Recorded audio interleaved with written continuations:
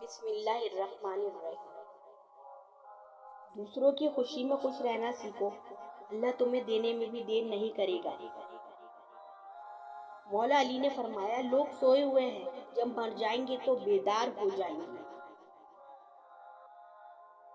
نبی کریم صلی اللہ علیہ وسلم نے فرمایا، سب سے افضل عمل وقت پر نماز پڑھنا اور والدین سے حسن سلوک کرنا ہے۔ رسول صلی اللہ علیہ وسلم نے ارشاد فرمایا، آدمی اپنے مہمان کے ساتھ گھر کے دروازے تک نکلے، نیت کتنی بھی اچھی ہو، دنیا تمہیں تمہارے دکھاوے سے جانتی ہے، اور دکھاوا کتنا بھی اچھا ہو، اللہ تم کو تمہاری نیت سے جانتا ہے۔ جب اللہ تمہیں کنارے پہ لا کھڑا کر دے تو اس پر کامل یقین رکھو، کیونکہ دو چیزیں ہو سکتی ہیں، یا تو وہ تمہیں تھام لے گا یا تمہیں اڑنا سکھا دے گا۔ کبھی کسی کا دل نہ دکھاؤ، کیونکہ معافی مانگ لینے کے باوجود اسے دکھ ضرور رہے گا۔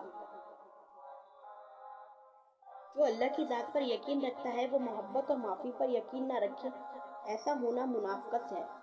محبت کرنا اور معاف کر دینا تو خدائی صفات ہے۔ وہ لوگ کسی کے نہیں ہوتے جو دوست اور رشتوں کو لباس کی طرح بدلتے ہیں، اور یہ دنیا کی زندگی تو صرف کھیل اور تماشا ہے، اور زندگی تو آخرت کا گھر ہے۔ کاش یہ لوگ سمجھتے۔ جب اللہ کو آپ کی زندگی میں اچھا موڑ دینا ہوتا ہے تو برے لوگوں کی حقیقت آپ کے سامنے لے آتا ہے۔ غیروں سے مانگا تو ذلت ملی، اللہ تعالیٰ سے مانگا تو عزت ملی۔ اپنے حصے کا کام کیے بغیر دعا پہ بھروسہ کرنا حماقت ہے، اور اپنی محنت پر بھروسہ کر کے دعا سے گریز کرنا تکبر۔